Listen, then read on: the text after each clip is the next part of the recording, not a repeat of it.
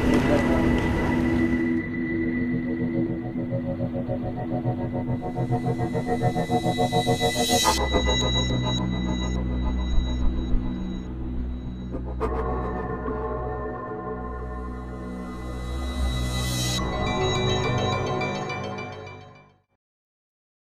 नमस्कार, मैं हूं प्रवीण तिवारी। खबरों में खास में आज हौसले को सम्मान।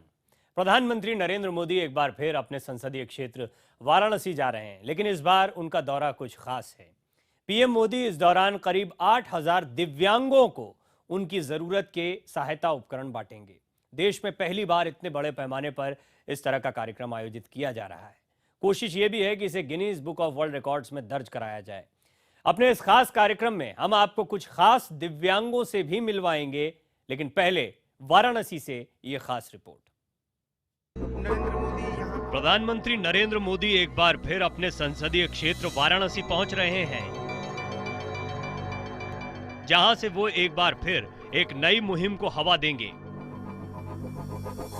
2014 में काशी के 80 घाट की सफाई करके वो स्वच्छता मुहिम को एक नया आयाम दे चुके हैं।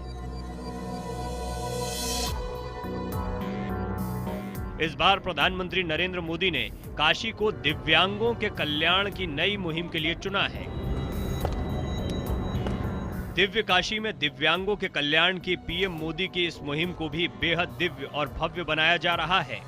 तैयारी इस बात की भी है कि अपने आप में अनूठे इस कार्यक्रम को Guinness book of world record में भी दर्ज करवाया जाए।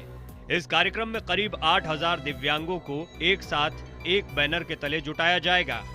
पीएम मोदी दिव्यांगों को उनकी जरूरत के सभी सहायता उपकरण उपलब्ध कराएंगे। इस कार्यक्रम को Guinness book of world records में दर्ज कराने के पीछे खास मकसद है, और ये मकसद है दिव्यांगों के कल्याण की इस मुहिम को अनूठी और अंतर्राष्ट्रीय पहचान देने का।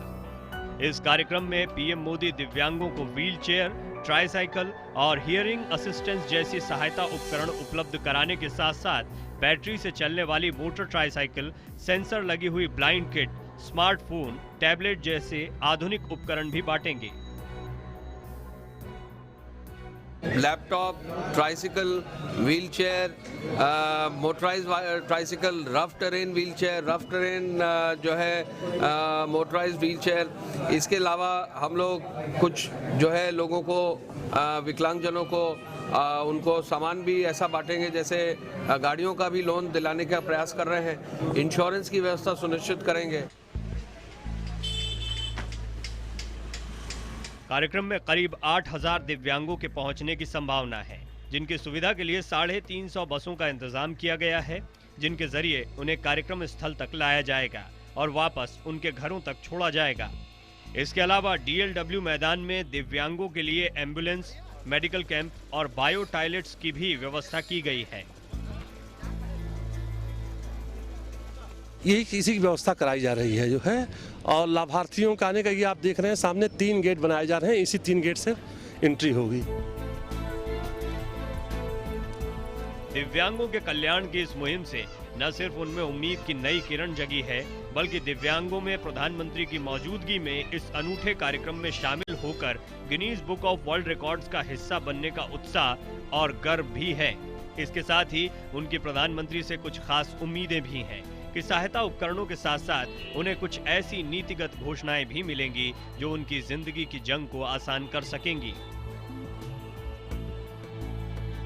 प्रधानमंत्री से मैं यही कहना चाहूँगा कि प्रधानमंत्री जी हमको जो 300 रुपये जो देते हैं, ये बढ़ा करके 1,000 कर दें, ताकि हम लोगों का कुछ मतलब कि इससे लाभ हो सके। काशी की दिव्य धरती से दिव्यांगों के कल्याण की एक नई मुहिम को प्रधानमंत्री नरेंद्र मोदी जिस भव्य अंदाज में शुरू करने जा रहे हैं, उससे Guinness book of world record में एक नया रिकॉर्ड जुड़ने की उम्मीद तो की ही जा रही है। साथ ही प्रधानमंत्री नरेंद्र मोदी के सबका साथ सबका विकास की मुहिम को भी एक नया आयाम मिलेगा। कैमरा पर्सन देवेश के साथ वासुदेव त्रिपाठी, IBN 7 वाराणसी।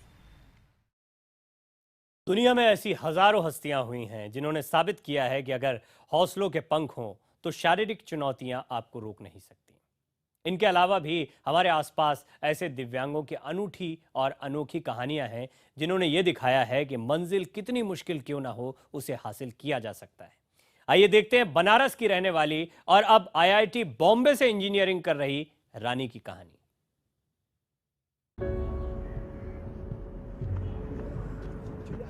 पैरों से लिखते हुए, लैपटॉप चलाते हुए, मोबाइल चलाते हुए, ये तस्वीरें आपको कुछ अजीब और कुछ नामुमकिन सी लग सकती हैं, लेकिन इन तस्वीरों में दिख रही लड़की कोई फिल्मी किरदार नहीं, बल्कि मैं हूँ।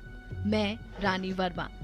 जिंदगी के कैनवास पर उतारी गई हकीकत की एक तस्वीर, जिसे बनाया तो किस्मत ने, लेकिन उसमें रंग भरने का फैसला मैंने किया। अनंत आकाश की ऊंचाइयों तक जाने की तमन्ना रखने वाली मेरी कहानी वाराणसी के एक छोटे से गांव दल्लीपुर से शुरू होती है, जहां मेरा जन्म हुआ था। छोटे से गांव में माँ बाप और भाई बहनों के बीच जिंदगी में तो बहुत रंग थे, लेकिन सपनों में रंग भरने की गुंजाइश नहीं थी। लेकिन मेरी माँ ने मुझे पढ़ने का सपना दिखाया और मैं स्कूल जाने लगी और अपने सपनों में रंग भरने लगी। लेकिन किस्मत ने केवल 9 साल की उम्र में उस वक्त मेरी जिंदगी और सपनों के रंग छीन लिए, जब घर के बाहर खेलते वक्त पंपिंग मशीन में फंसकर मेरे दोनों हाथ कट गए। इसके बाद मुझे वो नाम दिया जो मैं कभी सुनना नहीं चाहती थी। मुझे स्कूल में बच्चे चिढ़ाते और लोग एक अलग नजर से ही मुझे देखते, लेकिन मेरी माँ ने मुझे हौसला दिया। मेरे सपने बड़े थे, लेकिन राह मुश्किल। लेकिन हौसले की उड़ान की सीमाएं नहीं होती। मैंने इंजीनियरिंग के उस मकाम को हासिल करने की ठानी जो हर इंजीनियर का सपना होता है। मैं ये बात जानती हूँ कि शरीर की वजह से कोई अक्षम नहीं होता। मैं मजबूत मन की बुनियाद पर अपनी जिंदगी को खुद गढ़ती हूँ। मैं दिव्यांग हूँ। 1 साल पहले मैंने जो सपना देखा था वो आज हकीकत है। आज मैं देश के प्रीमियर इंस्टीट्यूट IIT मुंबई में M.Tech की पढ़ाई कर रही हूँ, जहाँ हाथ ना होने के बावजूद भी मैं किताबें पढ़ती हूँ और मोबाइल लैपटॉप पर हर युवा की तरह सर्च, रिसर्च और सोशल मीडिया से जुड़ी हूँ। उनका सपना था कि वो हमेशा उनको लगता था कि मैं बहुत ऊपर जाऊंगी। उनको था कि मैं इंजीनियर बनूंगी और मेरा था कि मेरा एक्सीडेंट मशीन से कटा था, तो मुझे मशीन फील्ड में जाना था, तो इसलिए मैंने मैकेनिकल इंजीनियरिंग चूज़ किया था बीटेक में। IIT तक पहुंचने का ख्वाब मैंने पूरा तो कर लिया, लेकिन मेरा ये सफर आसान कतई नहीं था। आज भी मेरे गांव दल्लीपुर में जब शाम होती है तो मेरे छोटे से घर में बिजली कटने के बाद मिट्टी के तेल के दिए से ही उजाला होता है। आज भी मेरे घर में जलाने के लिए गैस नहीं है और मेरी बहनें चूल्हे पर ही खाना बनाती हैं। हादसे में अपने दोनों हाथ खो चुकी एक लड़की का IIT तक का सफर कितना मुश्किल रहा होगा, ये गरीब किसान पिता से बेहतर कौन बता सकता है। रानी को पैसे का भाव था, इसलिए मेडी जी ज्वाइन करने के लिए कही। इंजीनियरिंग के बाद तो उसमें माननीय ओम प्रकाश जी ने सिंचाई मंत्री पूर्व भाजपा के जो हैं वे बुला करके 1 लाख रुपया दिए, तो उसी में पैसे से मेरी जी ज्वाइन करके ऑल इंडिया टेस्ट में बैठी, गेट क्वालिफाई की। तमाम मुश्किलों के बावजूद मेरे सपने थके नहीं और अब मैं IAS की तैयारी करना चाहती हूँ। हालांकि कोचिंग की फीस की समस्या एक बार फिर मेरे सामने खड़ी होगी, लेकिन मुझे निराशा नहीं है, क्योंकि आज मुझे देखकर मेरे साथी और ना जाने कितने युवा मुझसे प्रेरणा ले रहे हैं। बहुत ही ज़्यादा मैं मोटिवेट हुई हूँ। इनफैक्ट मैं क्या, आई गेस जो भी लोग इन्हें देखते हैं बहुत ही मोटिवेट होते हैं। मेरे को बहुत अच्छा लगा कि ये बहुत स्ट्रगल की है, फिर भी बहुत आगे बढ़ रही है, बहुत अच्छा लगता है। कई हाथों से सुसज्जित पौराणिक देवियां हमारी आस्था और प्रेरणा रही हैं, लेकिन रानी की कहानी एक ऐसी दिव्यांगना देवी की कहानी है जो दोनों हाथ खोकर भी हमारी प्रेरणा बन गई है। मुंबई से दिनेश मौर्य और कैमरामैन देवेश के साथ वासुदेव त्रिपाठी, IBN 7 वाराणसी। और देश में दिव्यांगों की ऐसी हजारों कहानियां हैं। ये दिव्यांग तमाम संघर्षों को पार करते हुए अब दूसरे लोगों का भविष्य भी संवार रहे हैं। हम आपको वाराणसी के ही 2 दिव्यांग दोस्तों से मिलवाने जा रहे हैं।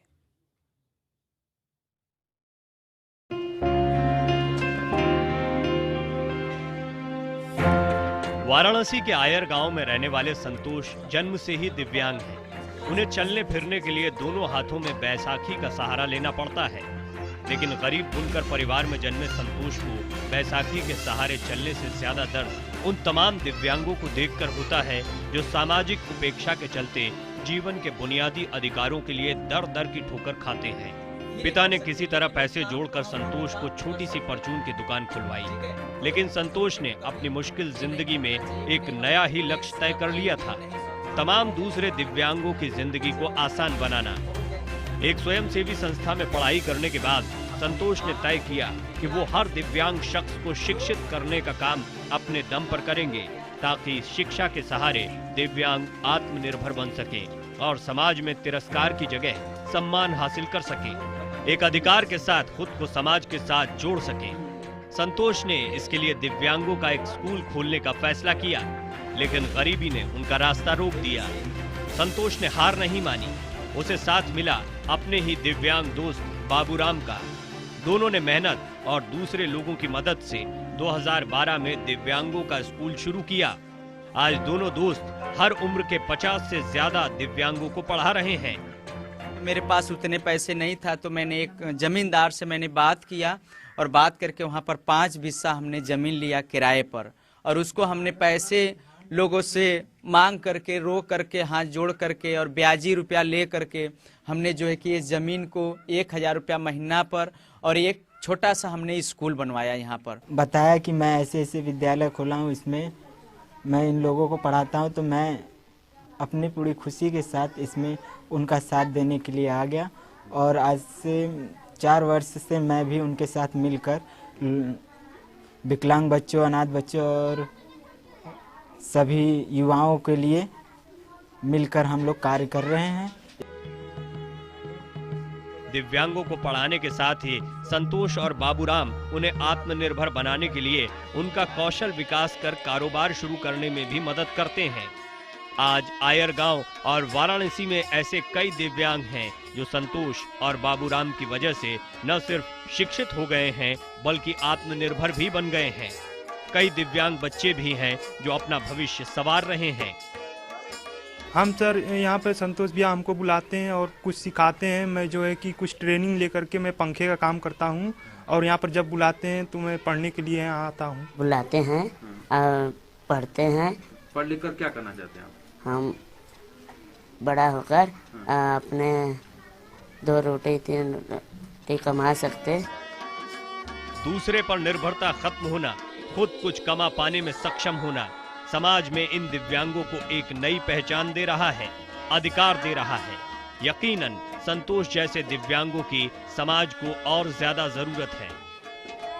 संतोष को अपने हालातों पर तो संतोष है, लेकिन उसका सपना है कि उसके जैसे तमाम दूसरे दिव्यांगों को अपना जीवन संतोष और समझौतों के बीच न गुजारना पड़े। यही वजह है कि संतोष के सपने आज दूसरों की जिंदगी में खुशियों का सबब बन रहे हैं।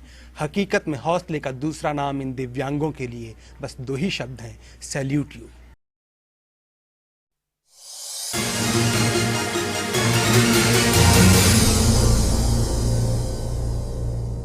आप देख रहे हैं खबरों में खास। शारीरिक रूप से कमजोर लोगों को पीएम नरेंद्र मोदी ने दिव्यांग नाम देकर एक नई पहचान दी है। आखिर कैसे पीएम के मन में ये शब्द आया और क्यों ये शब्द सटीक और वास्तविक है, देखिए हमारी इस खास रिपोर्ट में। दिव्यांग, ये शब्द दिया है प्रधानमंत्री नरेंद्र मोदी ने। पिछले महीने मन की बात कार्यक्रम में उन्होंने देश से अपील की थी कि शारीरिक तौर पर कमजोर लोगों के लिए दिव्यांग शब्द का इस्तेमाल किया जाए। पीएम ने कहा था कि ऐसे लोगों को करीब से जानने का मौका मिलता है तो हमें पता चलता है कि उस शख्स के पास ईश्वर की दी हुई दिव्य शक्ति है। किसी शख्स को उसकी कमजोरी के आधार पर न पहचान कर, बल्कि उसकी ताकत के आधार पर पहचान मिले, इसी सोच के साथ दिव्यांग शब्द सुझाया गया था, जिसे पूरे देश ने हाथों हाथ लिया। हम हमारे देश में विकलांग की जगह पर दिव्यांग शब्द का उपयोग करें। ये वो लोग हैं जिनके पास वो ऐसा एक अंग है या एक से अधिक ऐसे अंग हैं जिसमें दिव्यता है। प्रधानमंत्री मोदी ने दिव्यांगों को उनकी सही पहचान भले ही कुछ वक्त पहले ही दी हो, लेकिन दिव्यांगों में जिस दिव्य शक्ति का प्रधानमंत्री ने जिक्र किया, उसे ये दुनिया हमेशा से महसूस करती आई है। प्रसिद्ध वैज्ञानिक अल्बर्ट आइंस्टीन बचपन में लर्निंग डिसेबिलिटी से ग्रस्त थे।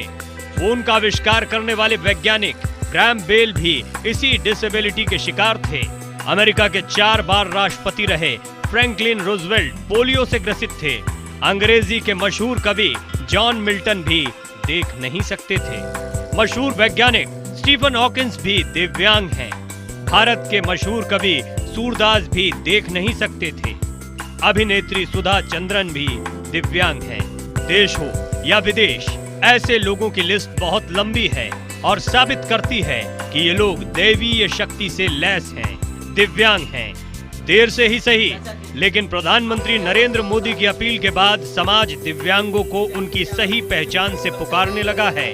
दिव्यांगों में इस सम्मानजनक संबोधन से एक नई उम्मीद बंधी है कि आने वाले वक्त में उनके बारे में लोगों का नजरिया भी बदलेगा। लंबे समय बाद प्रधानमंत्री नरेंद्र मोदी ने उन्हें उनकी सही पहचान तो दे दी, लेकिन अपने अधिकारों के लिए दिव्यांगों को अभी भी कई उम्मीदें बाकी हैं। कैमरा पर्सन देवेश के साथ वासुदेव त्रिपाठी, IBN 7 वाराणसी। दिव्यांग एक नया शब्द है और एक नई शुरुआत भी है। उम्मीद है उन बच्चों को भी हौसला मिलेगा जिन्हें विकलांग अभी तक कहा जाता था। उन्हें एक नई पहचान मिलेगी क्योंकि उन्हें अब दिव्यांग कहा जाएगा। वो अपनी ताकत को पहचान पाएंगे। हमारी इस खास पेशकश में फिलहाल इतना ही। देखते रहिए IBN 7, जहां खबरें जारी हैं।